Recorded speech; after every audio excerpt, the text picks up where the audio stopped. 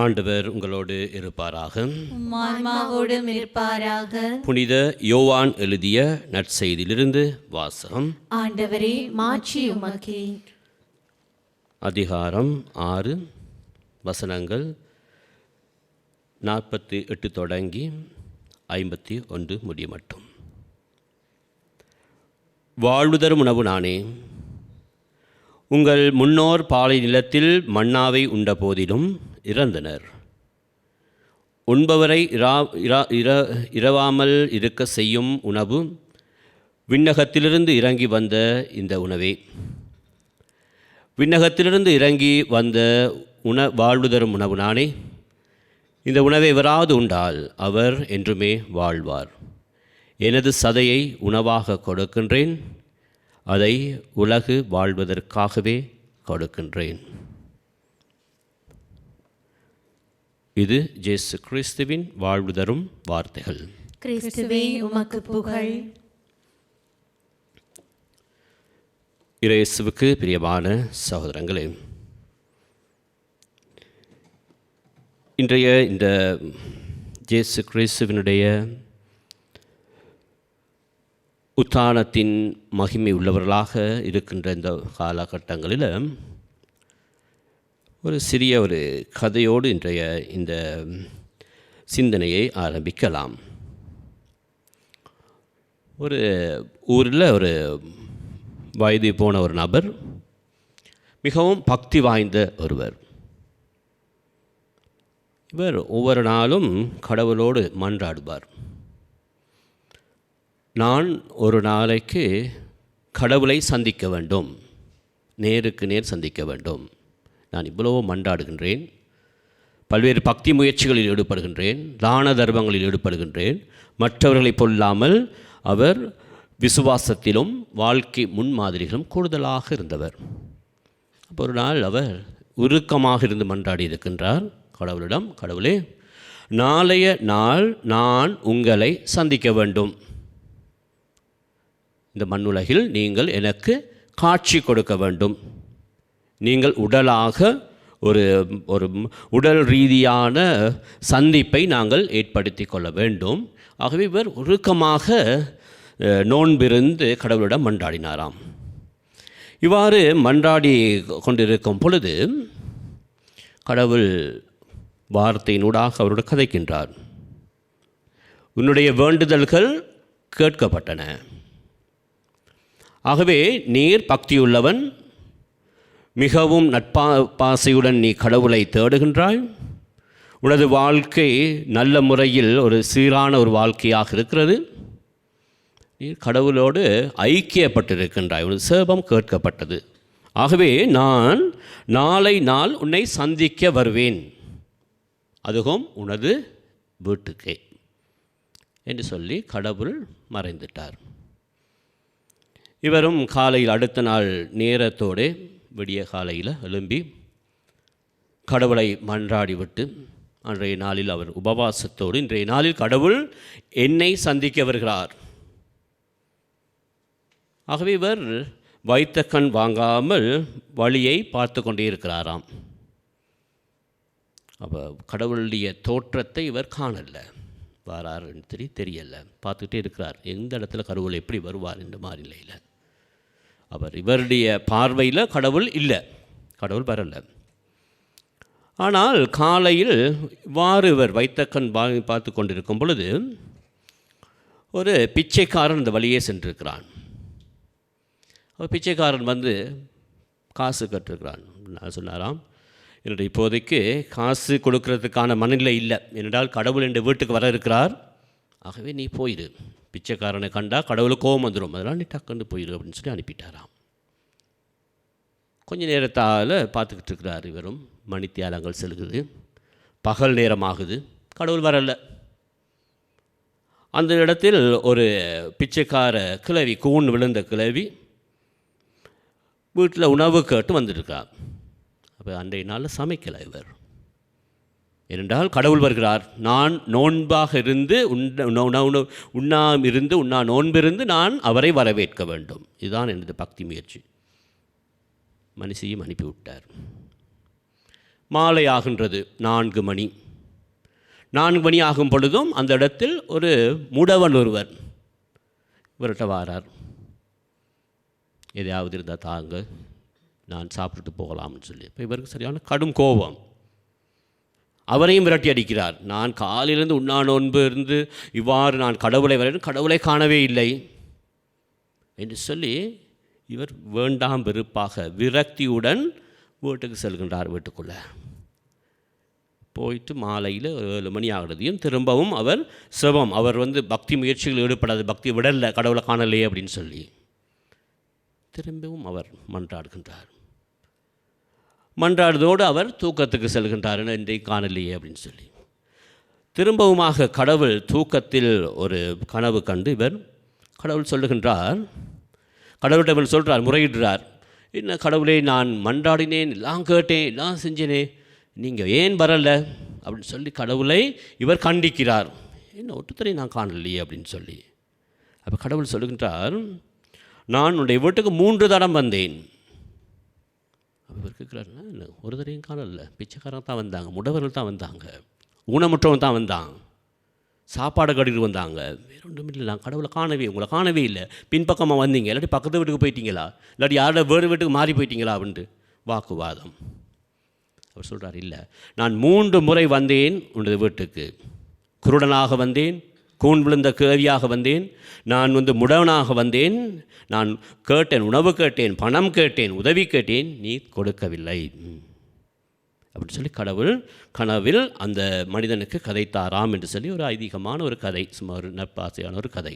இறையேசுவுக்கு பிரியமான சகோதரங்களே, நாங்களும் சில நேரங்களில் கடவுள் என்று சொல்லி நாங்களும் சில வரையறைக்குள், சில நேரங்களில் எங்களுடைய சம்பிரதாய ரீதியில் கடவுள் இப்படி தான் இருப்பார், கடவுளுடைய நிலைப்பாடு விடு, ஆகவே கடவுளுடைய நாள் இன்றைய நாளில் நாங்கள் யாருக்குமே உதவி செய்ய மாட்டோம், இது உணவு கடவுளுக்கு கொடுக்க வேண்டியது, கோயிலுக்கு கொடுக்க வேண்டியது, ஆகவே யாருக்கு நான் பங்கிட மாட்டேன், எங்களுடைய வார்த்தைகள் இது எல்லாருக்கும் நான் சொல்ல முடியாது, புத்திமதி குறிப்பிட்ட நபருக்கு மட்டும்தான் என்று சொல்லி ஒரு வரையறைக்குள் எங்களுடைய வாழ்க்கையை அடக்கிக் கொள்கின்றோம். அது அல்ல கிறிஸ்தவம், அது அல்ல கத்தோலிக்க மதம், அது அல்ல கிறிஸ்தவன் என்று சொல்லும் பொழுது அது அல்ல எங்களுடைய வாழ்க்கை, அதற்கு அப்பாற்பட்டது.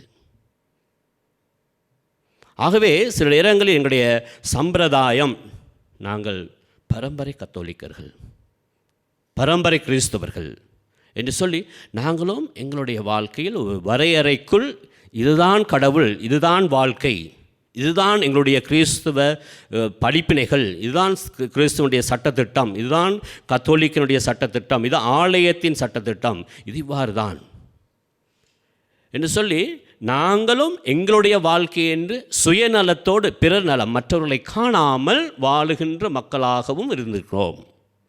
அவர் இயேசு கிறிஸ்து இன்றைய நாளில் உயிர்த்தெழுந்த கொஞ்சம் ஒரு சில வாரங்களில் ஒரு சில நாட்களில் இயேசு எங்களுக்கு சொல்லுகின்றார், நான் விண்ணகத்திலிருந்து இறங்கி வந்த உணவு, அந்த உணவை நீங்கள் புசிக்கின்றீர்கள்.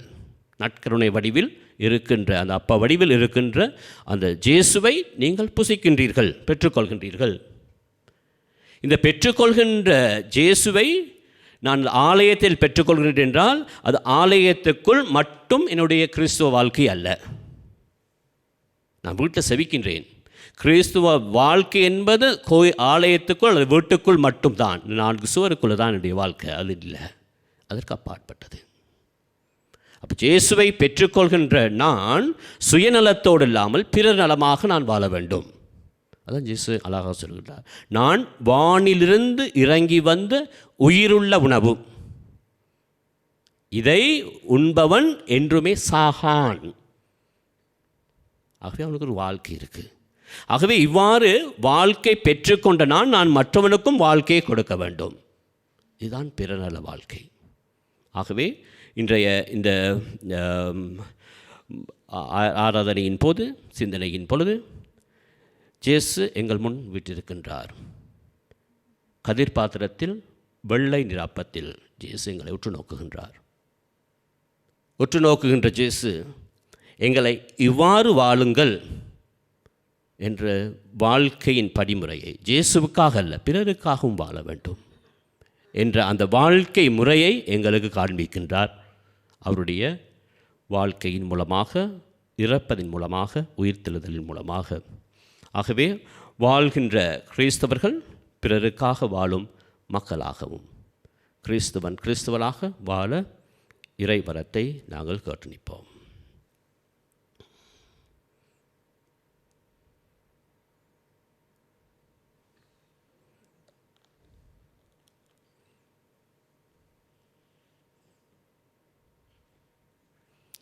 விசில விதமாக இந்த நேரத்தில் நோய்வாய்ப்பட்டிருக்கின்ற ஒவ்வொரு மக்களுக்காகவும் மன்றாடுவோம். துன்பத்தின் துயரத்தின் மத்தியில் வாழ்ந்து கொண்டிருக்கின்றவர்களுக்காக மன்றாடுவோம். கஷ்டத்தின் மத்தியில் வாழ்ந்து கொண்டிருக்கின்ற மக்களுக்காகவும் மன்றாடுவோம். எங்கள் முன்னிலையில் விட்டிருக்கின்ற இயேசு கிறிஸ்து துன்பங்கள், துயரங்கள், வேதனைகள், கஷ்டங்கள் இவ்வாறு தங்களுக்கு யாரும் இல்லையே என்று கைவிடப்பட்ட மக்களாக இருக்கின்ற ஒவ்வொருவரையும் இறைவன் தாமே உற்று நோக்குகின்றார். தங்களுடைய வாழ்க்கையில் நோயினால் மக்கள் வாடுகின்றார்கள், கஷ்டத்தினால் மக்கள் வாடுகின்றார்கள். இவ்வாறு இருக்கின்ற ஒவ்வொருவரையும் இறைவன் பாதம் சமர்ப்பிப்போம். இயேசு கிறிஸ்து ஆண்டவர், விண்ணகத்திலிருந்து இறங்கி வந்தவர் என்ற அந்த புதுமையான உணவை கொடுத்த அந்த மாவீரர் எங்கள் எல்லாருடைய கஷ்ட துன்பங்களையும் பிரச்சனைகளையும் வேதனைகளையும், தனிமையில் இருக்கின்றவர்களையும், கஷ்டத்தோடு வாழ்கின்றவர்களையும், தங்களுடைய பிரச்சனைகளை கேட்பதற்கு யாரும் இல்லாமல் தங்களுடைய வார்த்தைகளினாலேயே சொல்லிக்கொண்டு முணுமுணுத்து கொண்டிருக்கின்ற மக்களையும் ஆறுதலாக இருக்கின்றார், ஆறுதல் கொடுக்கின்றார். புதுமைகள் செய்கின்ற மாவீரராக, கஷ்டத்தின் மத்தியில் துன்பத்தின் வைத்தியர்கள் கைவிடப்பட்ட நோயாளர்களை கூட குணமாக்கும் ஒருவராக, பல்வேறு துன்பங்கள் மத்தியிலும் பிரிவுகள் மத்தியிலும் குடும்ப பிரச்சனைகள் காரணமாக பிளவுபட்டிருக்கின்ற ஆண் பெண், கணவன் மனைவிகள், பிள்ளைகள் பெற்றோர்கள், நடுவீதியில் வாழ்ந்து கொண்டிருக்கின்ற மக்கள், குடும்பங்கள் இல்லாமல், வீடுகள் இல்லாமல் ஆதரவற்ற நிலையில் வாழ்ந்து கொண்டிருக்கின்ற பிள்ளைகள், ஒவ்வொருவரையும் இறைவன் தாமே ஆசீர்வதிக்க வேண்டும் என்று மன்றாடுவோம். இறைவன் எங்கள் எல்லாருடைய பிரச்சனைகளையும் கண்களையும் திறக்கின்றார்.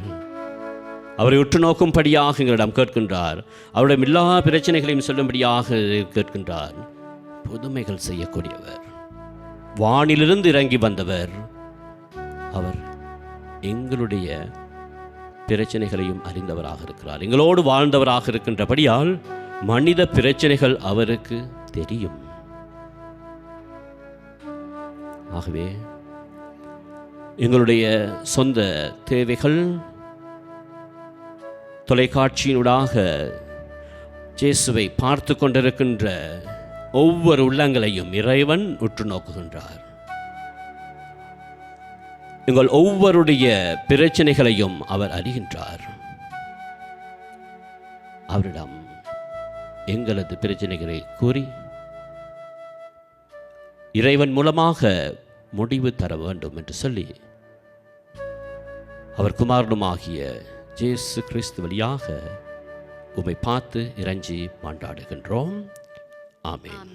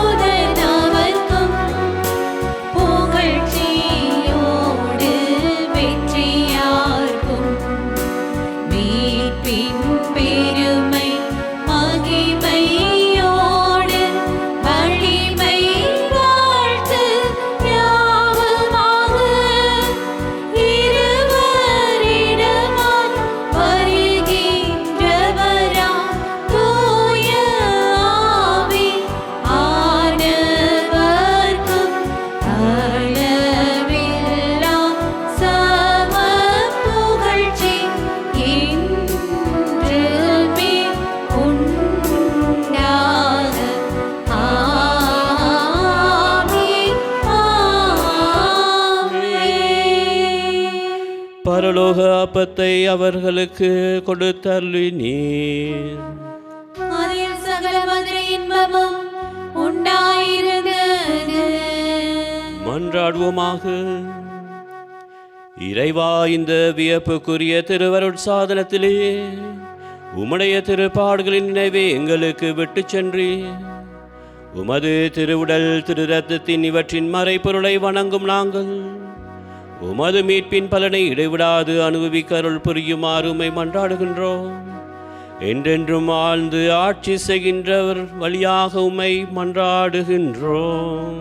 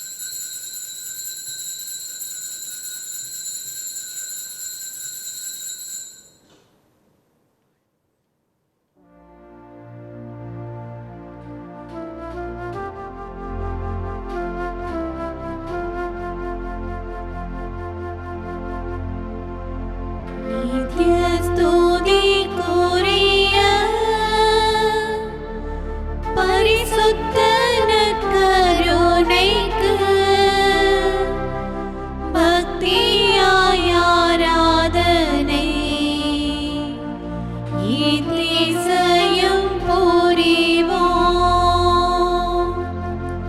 நித்ய ஸ்துதிக்குரிய பரிசுத்த நற்கருணைக்கு பக்தியாய் ஆராதனை. ஏத்திசையும் புரிவோம். நித்ய ஸ்துதிக்குரிய பரிசுத்த நற்கருணைக்கு பக்தியாய் ஆராதனை. ஏத்திசையும்